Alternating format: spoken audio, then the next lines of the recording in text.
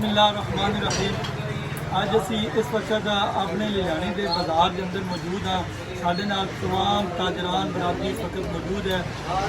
पूरे मुल्क के अंदर जिस तरह महंगाई और इस टैक्स के खिलाफ, बिजली के बिलों के खिलाफ पूरे मुल्क की एहतजाज की कॉल अंजुमन ताजरान की है, जिसकी हमायत जमात इस्लामी के अमीर अब्दुल नईम रहमान साहब ने की है कि असीं इंशाअल्लाह ताजर बरादरी के नाल खड़े हाँ। और अज अलहमदुलिल्लाह साढ़े पूरे इलाने के बाजार साढ़े नाल मौजूद इस वक्त। और इन्हें ये ऐलान किया कि इंशाअल्लाह सुबह असी भी मुल्क गिर एहतजाज जो हड़ताल है इसका हिस्सा बनांगे।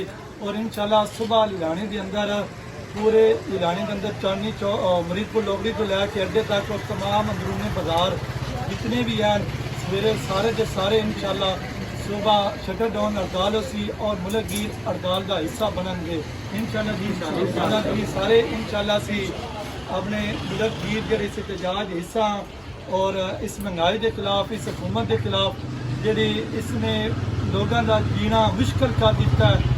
और इस टैक्स जितने बिजली के बिलों के उत्ते और कमर्शल मीटर और दूसरे जोड़े मीटर हैं उन्होंने जीना मुश्किल हो गया। इंशाअल्लाह सुबह 10 बजे तमाम बाजार के ताजर इकट्ठे होंगे इतने और एहतजाज भी रिकॉर्ड कराएंगे इंशाअल्लाह ताला। और पूरे ताजर बरादरी नाल ये गुजारिश है कि सुबह इस एहतजाज का हिस्सा बनन और साडे नाल शामिल हों। जज़ाकल्लाह।